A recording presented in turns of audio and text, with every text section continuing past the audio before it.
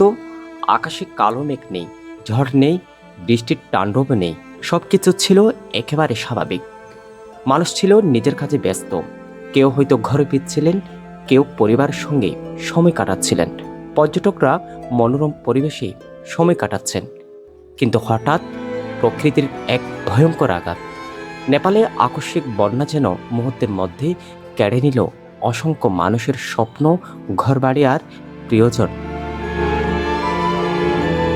যে পথ দিয়ে কিছুক্ষণ আগেও মানুষ হাঁটছিল, সে পথেই ছুটে চলল পানির স্রোত। যে ঘরে ছিল হাসি আনন্দ, সে ঘরই মুহূর্তে পরিণত হলো ধ্বংসস্তূপে। সবচেয়ে কষ্টের খবর, এই আকস্মিক বন্যায় মৃতের সংখ্যা বেড়ে দাঁড়িয়েছে 550 জনেরও বেশি। নিখোঁজ 5 শতাধিক মানুষ। 5 শতাধিক, এই সংখ্যার পেছনে আছে 5 শতাধিক পরিবার।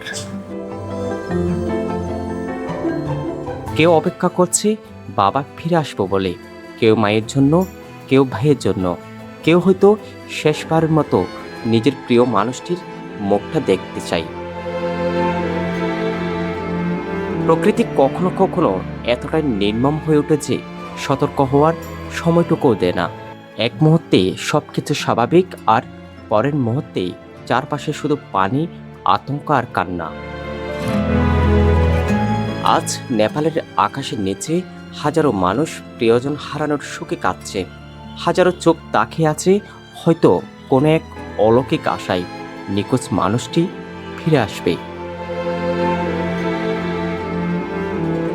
এই দুর্যোগ আমাদের আবারও মনে করিয়ে দেয়, মানুষ যতই শক্তিশালী হোক, প্রকৃতির সামনে আমরা কতটা অসহায়।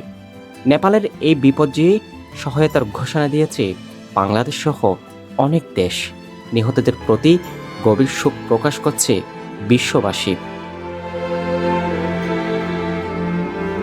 নিখোঁজ মানুষগুলো যেন নিরাপদে ফিরে আসেন, এই প্রার্থনাই আজ সবচেয়ে বড়। কারণ একটি প্রাণ হারানো মানে শুধু একজন মানুষকে হারানো নয়, একটি পুরো পরিবারকে অন্ধকারে ঠেলে দেয়া। নেপাল আজ কাঁদছে, আর এই কান্না যেন শুধু নেপালের না হয়ে ওঠে পুরো মানবতার কান্না।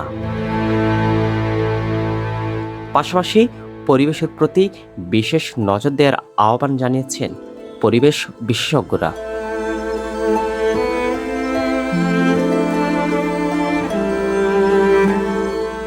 News desk, পেনুয়া।